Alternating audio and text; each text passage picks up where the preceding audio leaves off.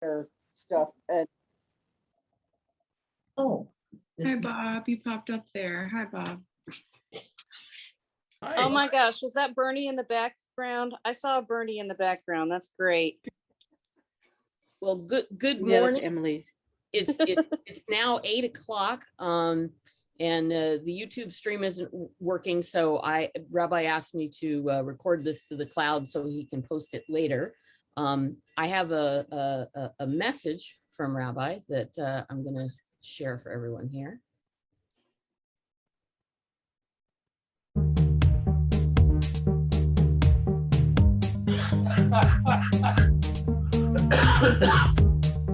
No.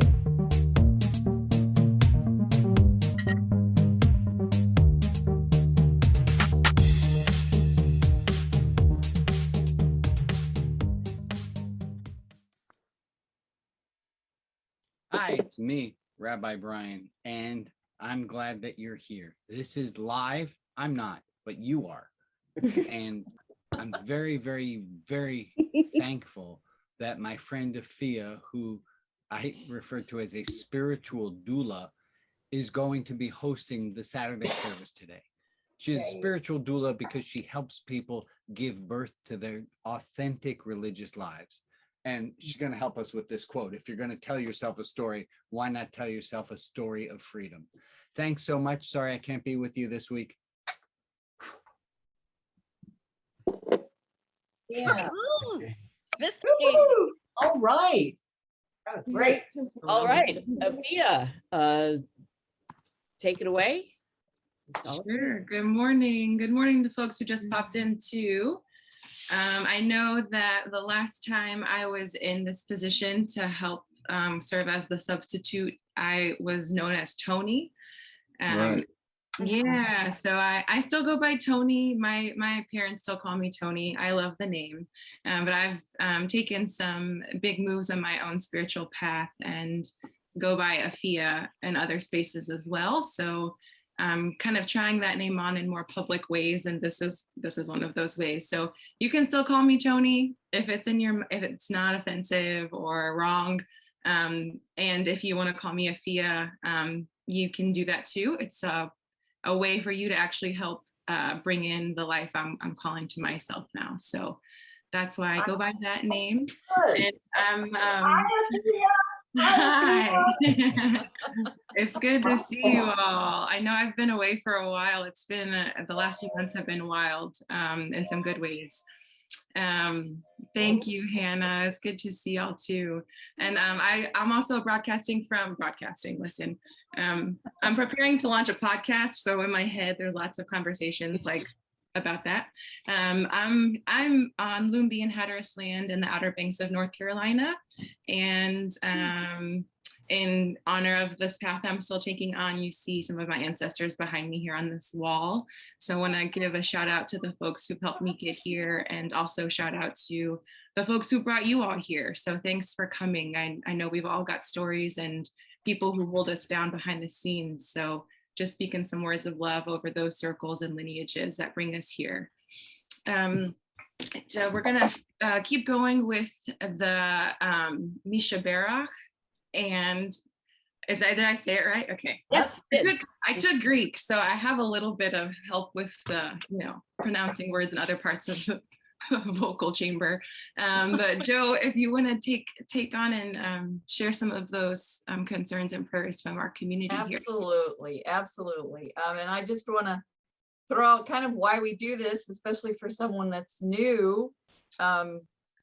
The rabbi often talks about the elements of a spiritual life. And one of those elements is that it's about us sometimes, and sometimes it's about something bigger or something outside of us or about others. And that's what this is for. So I'm going to read the list of names that people have put in the Clubhouse Mighty Network that have requested prayer for various things. And if you are one that isn't on the list, but you just need our collective love, take it in, because after I read the names, then we're going to take a moment of silence. And if you're one of those that has an extra bit to give today, then add your love So either absorb or donate. The love of a community, the concerns and love of a community can't be underestimated. So here's the list. Marilyn, Michelle, Mark, Glenda, Alex, W, Hunter, cousin Amy, Axel and Alma, Linda, Phil, Donna, Pat, Carla, Jeremiah, all the people that didn't get vaccinated and are sick now, Christina, Ken, Joe, Loretta's daughter and their whole family, 27-year-old refugee that died, and the Fairwinds Treatment Center, they have COVID going on. And I just saw on the news as I logged on that Haiti just had an earthquake. Oh, no. So now, feel free to add your own intentions in your heart to the collective. And I'll start the timer for our moment of silence. Renee.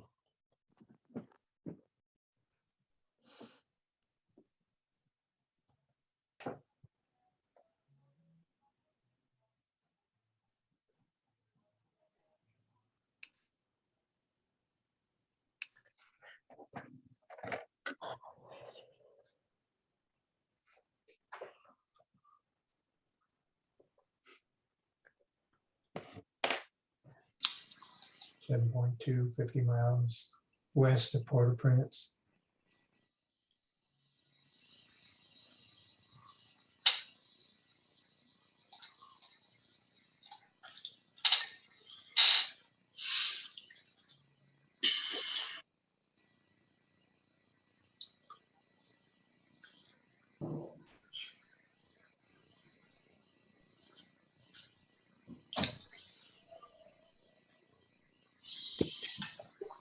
Hey, I appreciate that we all just collectively sent love wherever it was needed. Afia, back to you. Beautiful. Hi, welcome. Good morning to the folks who are just popping on. And Alex, are we streaming on Facebook right now, or is that happening later also? We are not able to stream on Facebook or YouTube because because Rabbi is not here. However, we are recording to the cloud, and so it will likely be posted to both platforms later. All right. So just a quick hello, everybody. Want to wave to the folks on Facebook and YouTube. We know that you're with us, even if you're watching this later. So I have friends who are educators, and they sometimes talk about how there's a different mood when substitutes are in the room. And I know that we're all adults and this isn't like a traditional classroom, but I do a little bit feel like one of those subs who feels like they have big shoes to fill. Mostly because this is a digital way of connecting, and I just don't have the super cool setup that Rabbi has. So I've done my best to make something of a PowerPoint slide so that we can at least be engaged. You don't just like look at my mug and hear my voice the whole time. There's other things to focus on and think about.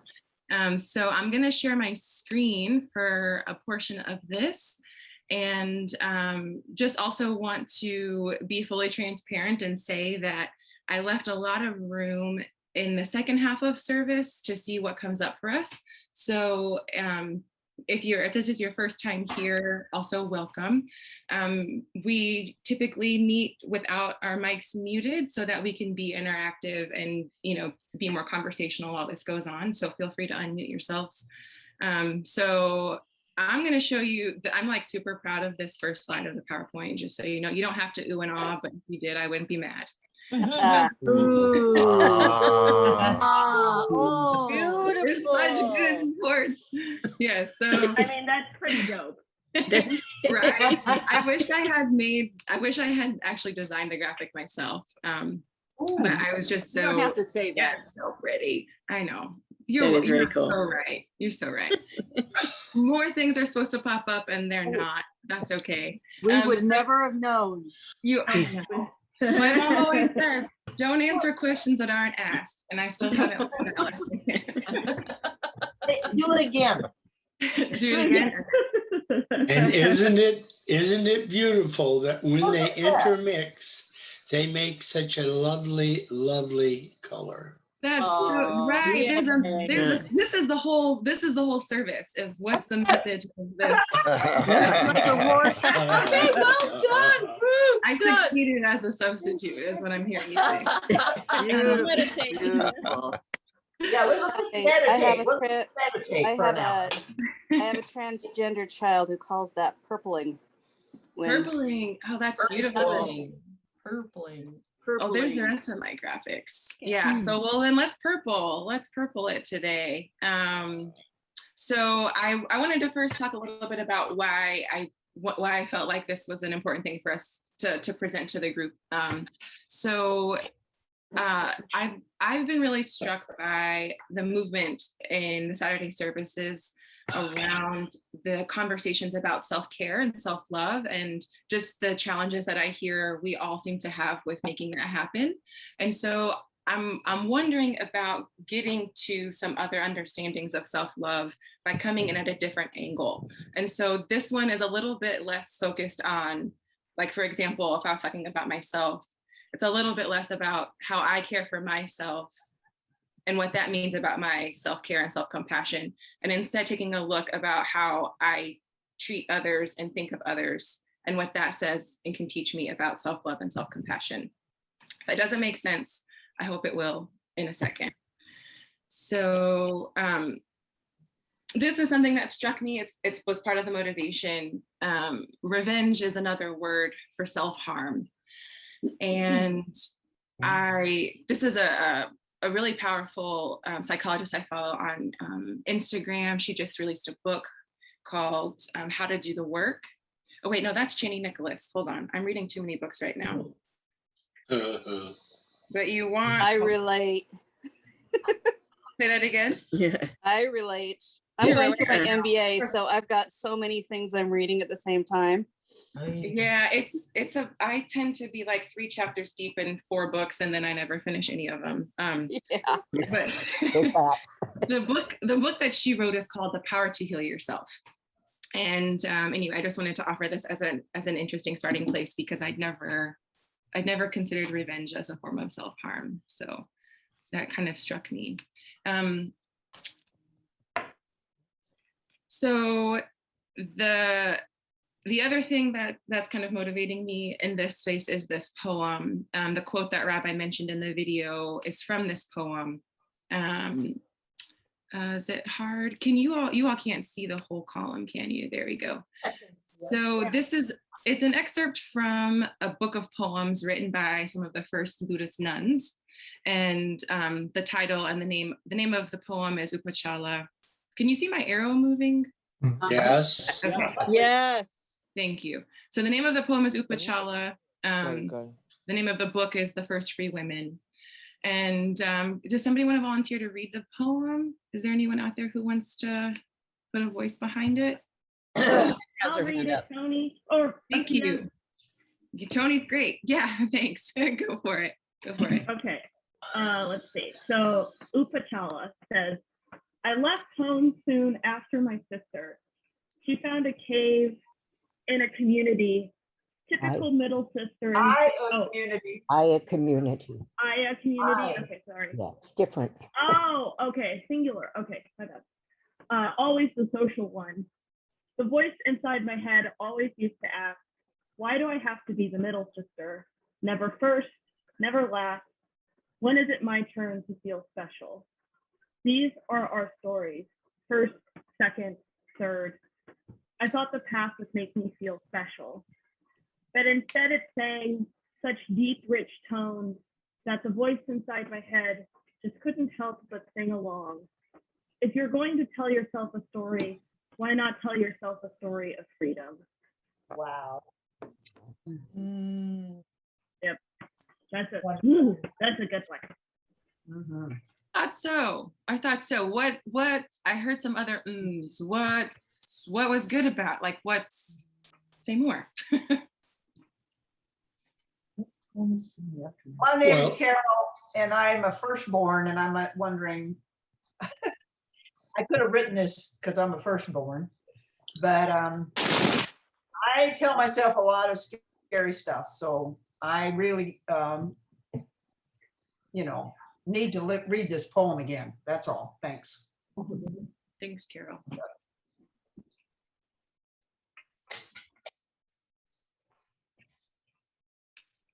It sounds to me that this Buddhist nun had sat and done quite a bit of contemplation before she wrote this, because it's quite deep.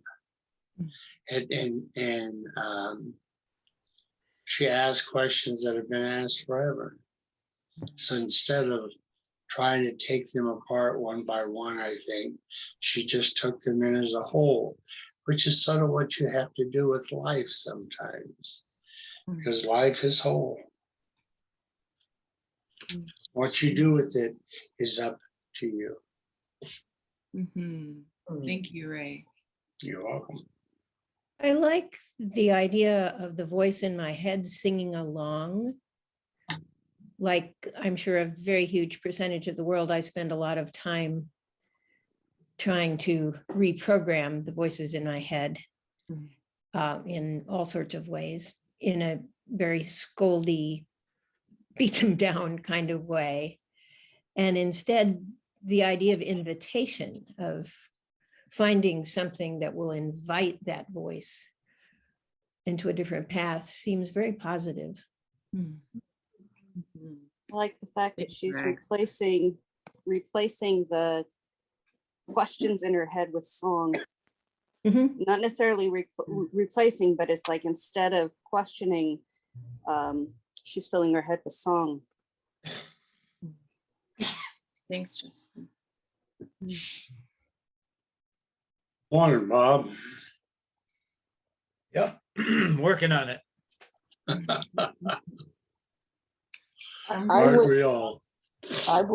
I was caught by the first part about the three sisters, and I'm an only child, but I really related to those three, especially to the hermit versus the social person. And how the pandemic has kind of turned me into a hermit, and I'm needing that kind of thing. It just really struck me very strongly. Thank you, Rita. So I thank you all for sharing. I want to move us, I'm going to go back to screen share to the next, the line that stuck out the most to me was this last one. If you're going to tell yourself a story, obviously you all saw the video, why not tell yourself a story of freedom? And I think one of the reasons why this, I mean, like the things you all mentioned too, it's rich. Every line seems super on purpose, like in any good poem. But I've been really wondering about this word freedom, especially the last like 4 years. I feel like everyone uses it, and I don't know if everyone is talking about, I don't know what everyone's talking about when they use it. And so I guess for our context for here, I'm thinking of freedom as like freedom to love ourselves and freedom to love others, at least. And so we can at least operate from the same understanding of what freedom means for the remainder of our time here together.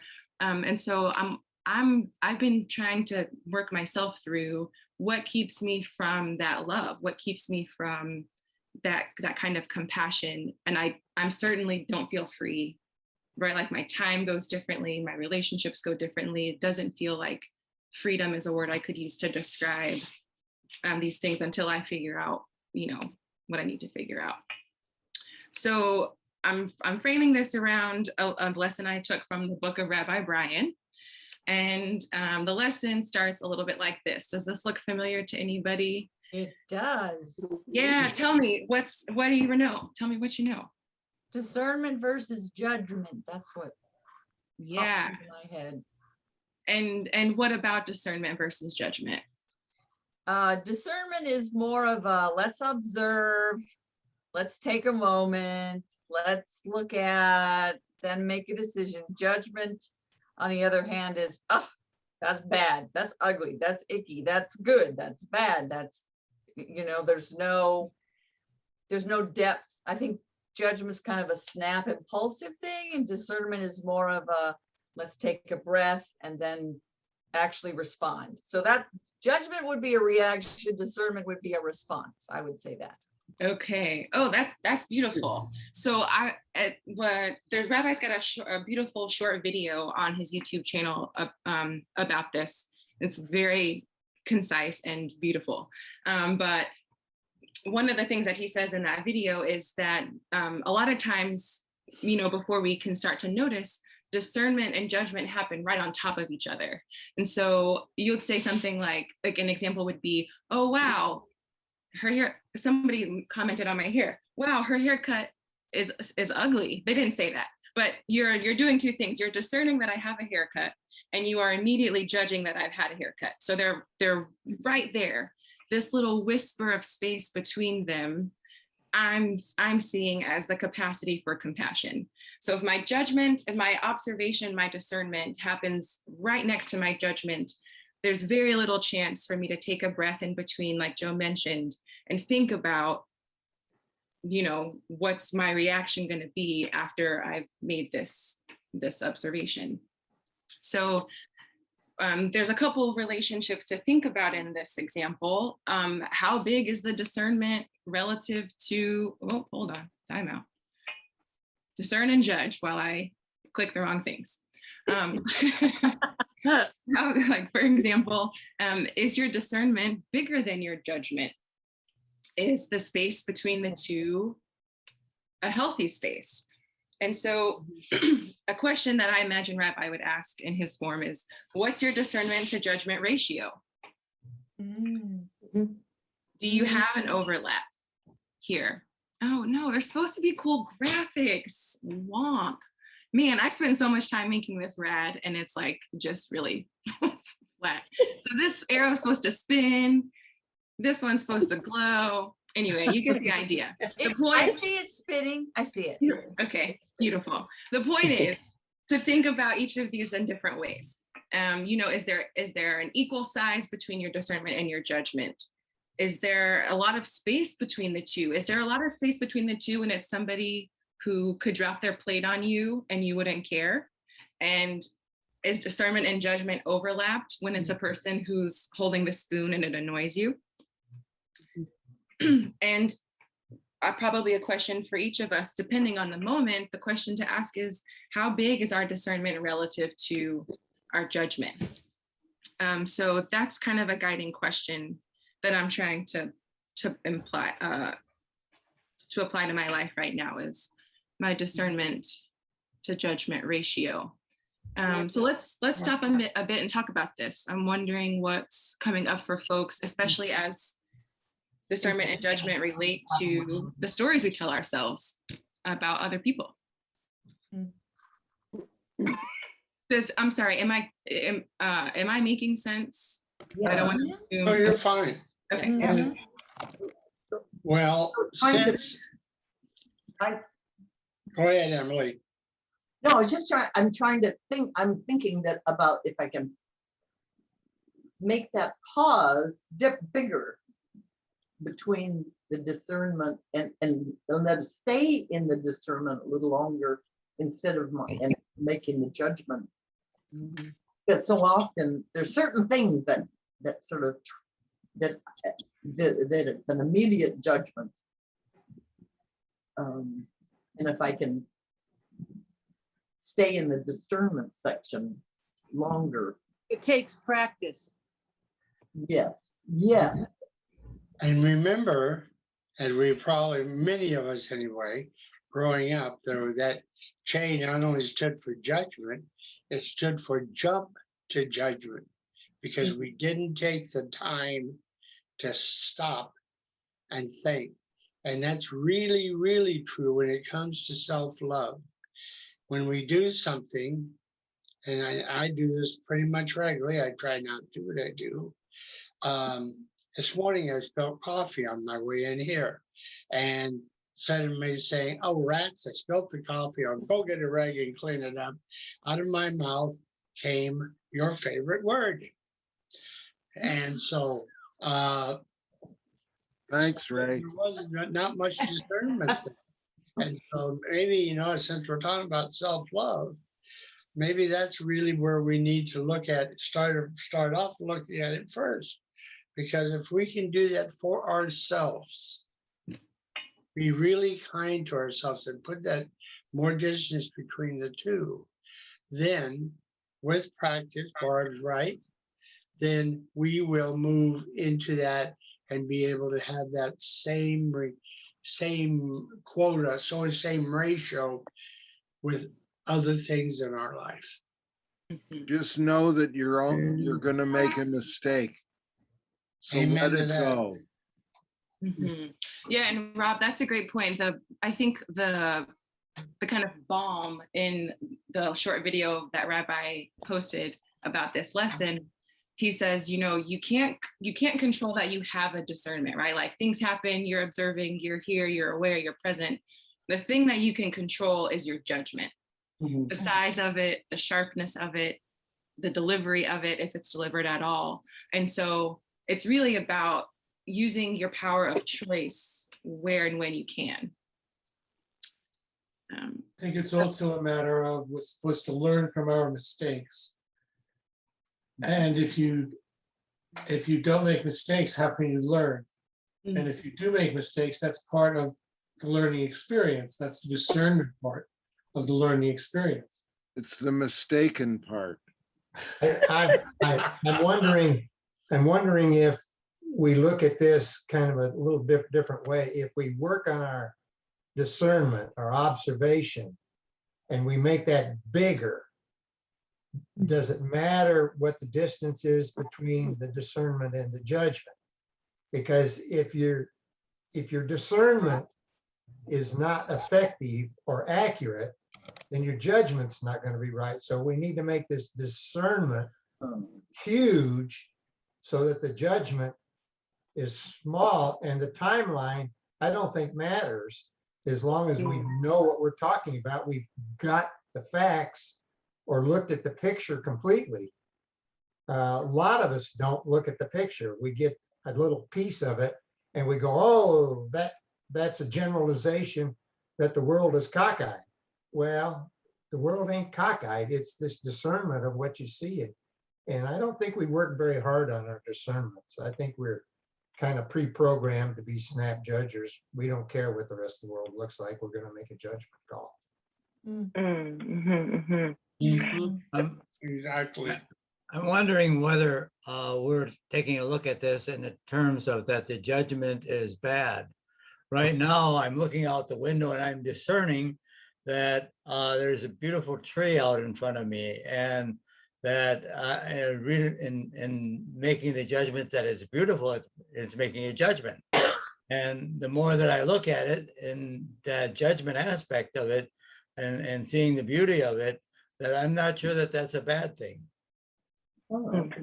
Yeah, Bob, that's right. And that's, thank you for saying that. That's can you all hear me okay? I changed this mic. Yes. Yeah. Okay. That's a great point. And the thing to remember too is we do this classifying of what's good and what's bad. And maybe instead of the positive, negative, I think you're right, you're spot on. I would ask the question, is the practice of that discernment to judgment ratio, is it serving you in your route to freedom? Right? So when you're looking at a tree and you're having a moment of peace and calm and serenity, the distance, the relationship, the ratio in general seems to be in service of your path, because you're not feeling tense, you're not in conflict, so that's up to everyone to decide too, what the nitty gritty gets into. But I think you're right. There's it doesn't have to be negative. And I think I have probably framed it that way because we've been talking, I've been hearing so much conversation about how difficult it is to love ourselves. And that's usually in the context of habits and behaviors that are quote unquote negative, right? Like the judgments we have of others, of ourselves, and this kind of thing. And so that's actually a great segue. I had a preaching professor in seminary who, after every sermon, And I felt like it was just me. So this was the story I was telling myself. She only does this to me when I preach. And especially on the sermons that I worked really hard on. I would finish, it'd be time for feedback, and she'd say, well, Toni, so what? And I'd be like, oh, stop asking me that question. But it's such a good question. So what? Like, so what? Of this discernment to judgment distance. So what? Like, why does it matter at all to think about these things, especially relative to our own self-care?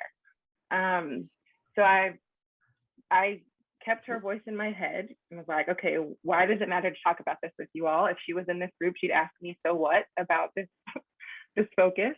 And this would be my answer to her, with lots of respect. This would be my answer.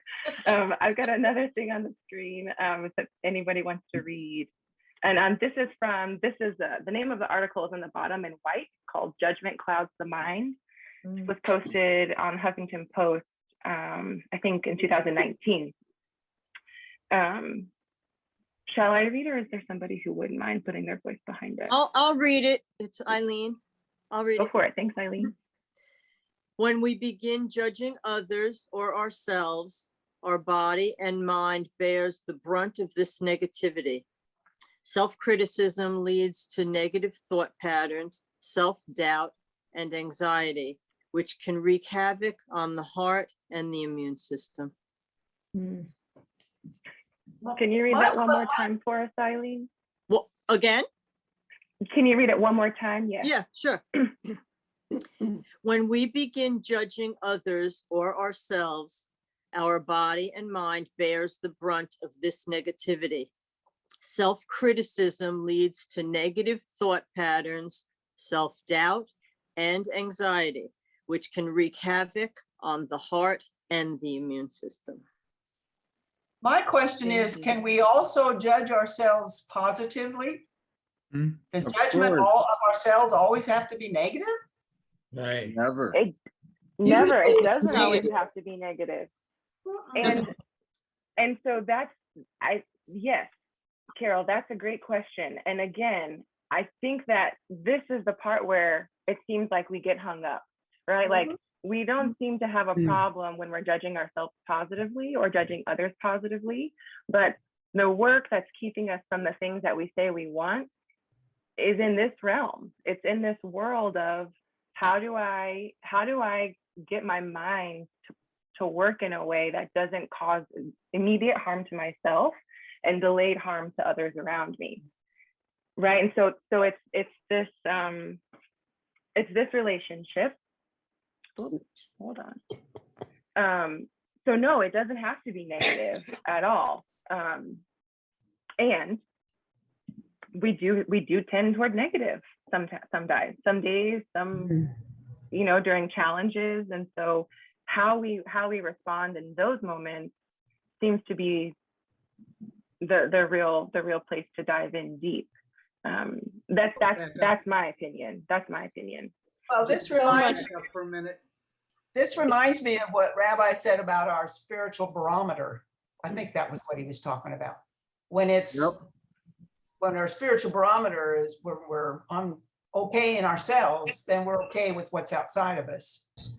And we won't be going around, judging people negatively or judging ourselves negatively. So it's like so easy to judge ourselves negatively. And it's so hard to get out of that negativity. And it is so hard to judge ourselves positively. And it's so easy to get out of that positive back into the negative. It's almost like an effort of will. Practice. Practice. I think of Rabbi and his horn that he's learning to play. And this thing that he does. What is this thing that he does? Pinky thumb. Pinky thumb. Pinky thumb. Pinky thumb. Pinky I actually learned how to do it for the first time. That's a great model. You did great. Yeah. And so let's go back to the barometer thing. Thanks for doing that call back, Carol. I'm wondering how yeah, if there are other things people are thinking about relative to, yeah, discernment and judgment and your general knowledge of yourself.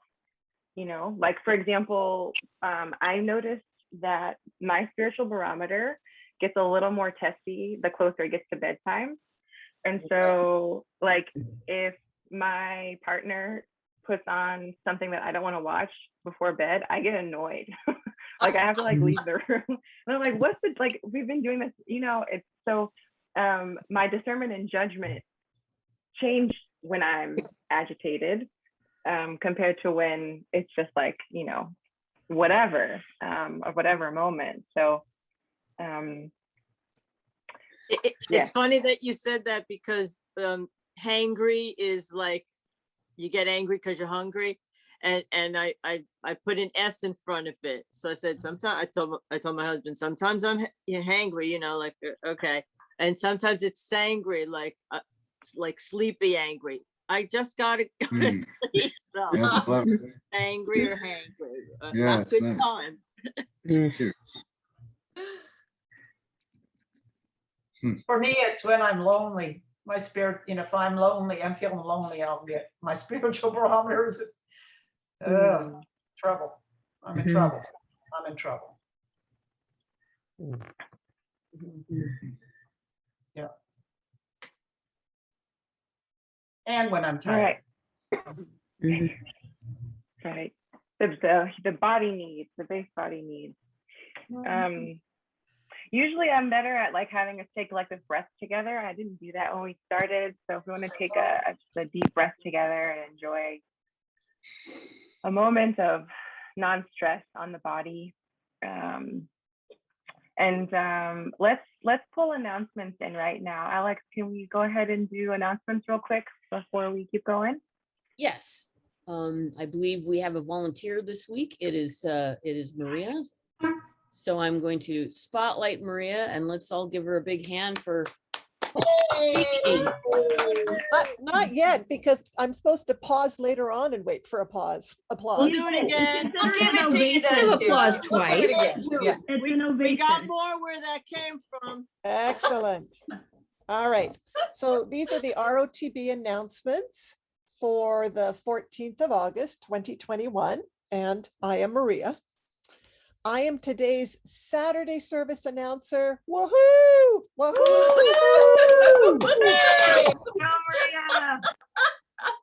I have been part of our ROTB and involved with Rabbi Brian since, well, I don't know. It's been over a decade that I started receiving his weekly newsletters. So, and lots of times when I read them, I feel like he's just talking to me. Forget all the other people. So, all right, let's start with donations. Rabbi Brian gives a lot, and he would like to ask you to give back. Think of this service and think about your monthly contributions. If you're a regular attendee, please feel encouraged to become a monthly sponsor. And if you're already a monthly sponsor, consider increasing your help. Follow links in the chat or go to rotb.org. The Clubhouse. Rabbi Brian says, come and join us between services and hang out. The ROTB Clubhouse is a private, standalone, small social network for ROTB members. See you there. The Saturday service attendees forum is not happening this week. The office hours, Rabbi Brian's regular Tuesday office hours will start up again on August 31st. It's the same link as this one, and it happens at 11 a.m. Pacific Standard Time. The Shekinah group. Okay, now it's Latin, I think. Venite de Noquai. No, that's the banana group. Oh, okay. It says, let's talk about God. Yeah, So- but Chiquita is the banana. It's Shekinah. Shekinah. Okay, thank you. Post in the chat if you want to be a God talker. Rita will be looking out for your name there. Spiritualicious, I can never say that word, handy sheets. Catch up and keep notes handy. Rabbi Brian has created a set of 5 colorful PDFs with his notes on the biggest topics we talk about. Take a look on Etsy. Link in the chat. I'm assuming that Alex is just putting these links up, so. Yes, I am. She is. She always handles that. Rosh Hashanah, Yom Kippur, Rabbi Brian style. Jews, non-Jews, in-betweens are invited. You and your friends are invited. Live on September 10th, that's a Friday, either with lots of space between people in person in downtown Portland, or from the comfort of your Zoom. It will be a wonderful experience. The link is in the chat. The next hour, stick around for small groups. We have Deep Dive with Alan Kipp for people who want to take a subject and burn a hole in it. We have donuts with Maria and Joe for people who want to talk about topics brought up today in atmosphere of donuts. Yeah. Not sure what that means. Anyways, and poetry room. If you have a poem you'd like to share or listen in, meet up in the poetry room. And I know that Katie posted that she won't be here today, but I think people can go ahead and enjoy that without her. And now back to our service host, Afia. Hey, thank you. Good job. Excellent. So Afia, before you get started, I received a letter from cousin Amy that she wanted shared with the group. And since she has been on our care and concern list here, I think every one of us should hear this. To my ROTB friends, I thank you. I thank all of you for your love, support, jokes, etc. In the few days I have been here, I hear ROTB services. I write thank you. I write thank you notes to the staff nurses. I think I have made them smile. And always thank you. That is so sweet. ROTB rocks. Oh, thank you. Thank you for thinking of you. Yeah. Oh, she listens to this. She said she gets to listen to the service, correct? Yeah, she's been able to listen to some of them, and then she also colored in. Let me get a spotlight on myself here, and she colored in a picture for everyone. Oh, yummy, beautiful. So this was her letter, and so she sent us. That's great. Nice. All right, Beautiful. back to you, Afia. Thank you, Alex, for reading that. That's important. So we're at the time where Rabbi would normally do a review. I'm going to take some notes on my paper, not on the computer like he would do, so you can see. But what are some things that are sticking out for folks to the service today? Can I ask a Or question? things you wish we said even. I have a question. Is it possible to get a copy of the first poem you did? Or how Absolutely. to find it? What is the title of it? I will type it and send it in the chat. Are you okay with the chat feature? I think so, yeah. I can. Yeah, okay. Let me copy it now and I will post it there. I have one more question. I'm curious that you changed your name. Is the name Afia have a meaning to it? Is it a word that has a meaning? Yeah, so my partner's from Ghana, and I myself have also been, I guess I say that because this is a part of Ghanaian tradition, but it's also me picking up some of the spiritual traditions myself of my own choice. And so in Ghana, the Akan people believe that every day of the week has a spirit associated with it who kind of governs the day. And so when a baby is born, the day that they're born on becomes their spiritual day name. And so I was born on a Friday, so my name is Afia, in honor of the spirit of the day of Friday. Beautiful, thank you. Yeah, thanks for asking. Oh, and thank you, Michael, for posting. Michael posted a link to the poem. Okay. Yeah, thank you. Thank you. Very nice. I think what stands out for me from this morning, Afia, is how important that distance is between discernment and judgment. You know, because you can, you know, if you just discern and judge, right, some very negative thoughts can come, you know, could come into your mind, like, oh, you know, here's this person walking down the street and you judge them by the color of their skin or by the way they're dressed or their demeanor.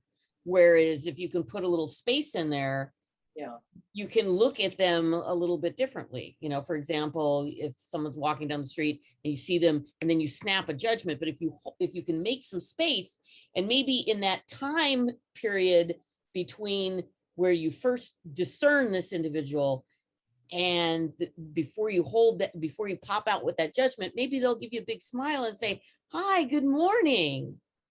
And that would totally change your, you know, your perception of them, and that would change your judgment of them if you just can extend that space a little bit. You know, it reminds me, the more we do that, the more we quickly have a little teeny bit of space in there, the more just negativity we bring in our lives if we just keep doing that. And it takes practice to wait and pause. And it's that practice business that. For me, I think it's the fact that my body determines how my physical barometer, and when my barometer is low because I've been neglectful of my body or abusing my body one way or another, then I'm done for. I'm going to be negatively judging everything. I have to pay really close attention to my barometer. And then I have to realize if my barometer is low on love, it's because I have not taken care of my body. I'm just learning this in my old age. Just now. I'm just now learning it. I'm not sure it's about negativity and positivity. I think it's about accuracy. And the space between my discernment and my judgment gives me the ability to decide on the accuracy of my judgment. I doubt the smelly garbage is ever going to smell good. But I can figure out where it's coming from, what it is, and no, it isn't just the kitchen that smells, and or that the house is in terrible shape, or those kinds of things. That there is a place for critical judgment, and that critical judgment isn't necessarily terrible, but the judgment that I make instantly is often inaccurate and not well thought out. And so I need the space to really evaluate what I'm thinking. Isn't. Amen. Bad. And I liked when you said you can't control discernment, but you can control judgment. And I think that's related, because it's up to us to make that space. I have a good friend who always says, choice follows awareness. And so once you become aware, you can make a choice. And that's the most empowering thing I think I've heard in the last couple of years. Choice follows awareness. Yeah. Mostly what we're talking about is trying to get the space between observing something and making a judgment about it. But especially after what Bob said earlier, it seems like we've got at least 3 options that aren't necessarily what I would consider judgment. Judgment to me has a moral absolute. That's wrong, that's good, they're bad. But Bob commented on appreciation. There's no moral aspect to that. So you could also just have immediate spontaneous appreciation, or even immediate revulsion. I mean, that's not even a thought process. To me, judgment's a thought.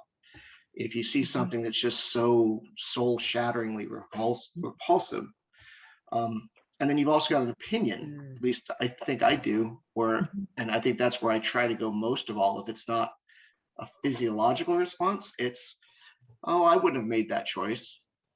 You know, I don't want pickles on my ice cream. I don't, it's not a moral judgment, but I can just say, I wouldn't choose that. So I know the point is mostly about the distance, but I think on the other side of that time, there's more than just judgment. And it's that judgment, to me anyways, where it's an absolute, that's wrong, that's bad, that's good, they're bad, they're good, that I try to avoid no matter what. Yeah, and thank you, Kip. And actually the suggestion that I got from Rabbi was to actually start with this quote, which is sometimes attributed to H.G. Wells, but it's the quote is, moral indignation is often jealousy with a halo. Absolutely. And so then the question is, well, then what is it about the moment, the person, the relationship that makes you morally indignant? You know, like what are you jealous of? Are you jealous that they get to say those things without consequence? Are you so it's much more to your point, Kip. Thank you. That would have been a better frame. No, I was trying to go a long way around, but yeah, you're totally right. And what you named as, I think, like that's the place for the work, right? Because we can make a moral judgment that ends up propelling us into an action that can destroy a relationship, can cause us the physiological harm that we mentioned, can, you know, the impact can be really great. And so, yeah, thank you very much for naming that. That's spot on. And also to really give yourself to have that physiological response. I mean, if you're really hurt, then just be hurt. Feel the hurt, but don't figure it out yet. Yeah. Or if you're just crushing hard, enjoy the crush and not worry about it at the moment, but give some space to have the feeling before doing an opinion or judgment. I like that. Right. And that's where that element of the way I relate to you matters for what I can learn about how I love myself. So if I'm really hurt, and I can take the time to say, I know I'm hurt, and when I'm hurt, I need XYZ things, right? Like I can practice some self-care and give those things to myself, and then make my decision about how I'm going to respond, and hopefully have, you know, an amicable play out of the moment. But I guess, thank you, Kip. Thank you. Yeah. I'd like to add one thing. A suggestion, because this is a very stimulating conversation, but if some of you have time and you look in the Bible, in the book of Proverbs, the focus is the balance between, in the Hebrew, the masculine and feminine when it comes out, between what is translated as discernment or discipline, that is a masculine trait, and the instruction and the learning of the mother, which is a feminine trait. So this is really the whole book of Proverbs is deeply profound in the balancing between discernment and it's translated as discipline, but I think it's pretty much the same concept, balanced with the instruction and the loving kindness of consideration. Something to that effect, but it's the metaphors are so rich. The other thing is I didn't get Michael B's poem didn't come through. It came out in all kinds of numbers and it's a hyperlink. It's a link. If you click on it, you'll go to a link. I can copy it straight away too. That's okay. I can. Well, I can do that is there right just now. a title for it? I could look it up. Is it? Yeah, the title is Upachala. That's the name of the Upachala. Upachala. Okay. And the name of the book is The First Free Women Poems from Early Buddhist Nuns. It's a beautiful book. There's lots of good gems in it. Thank you. Michael, So Michael, is there a scholar who writes concisely about that idea of the masculine and feminine in Proverbs that you'd recommend? Well, you know, it's an essential principle of mysticism, of Kabbalah, and so any book on that may reference it, but it's classic in Hebrew text of balancing through the words, masculine words and feminine, mass constantly that in terms of this of Meshli of Proverbs, I'm not that sure, but it's so powerfully self-evident when you read it. Not maybe, yeah, it is kind of powerfully because the image mother, father comes through. Thank you. Yeah. So we've got about 5 minutes left.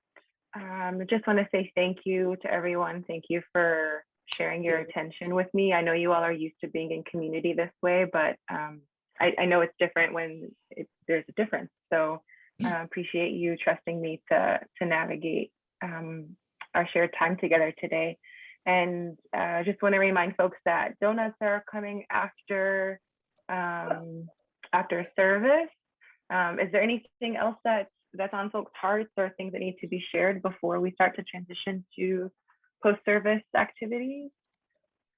Well, I want to say thank you, Afia. Thank you, Afia. You are a rock star. Thank you. And you are a rock star, Afia, and we appreciate you for Rabbi shoes. Yes, yes. Thank you. Amen. Thank you. It's a pleasure. It's a pleasure. Thank you. Thank you for taking it on today. Yeah, my pleasure. Thank you. It was really nice to see you. Yes, taking You us on. too.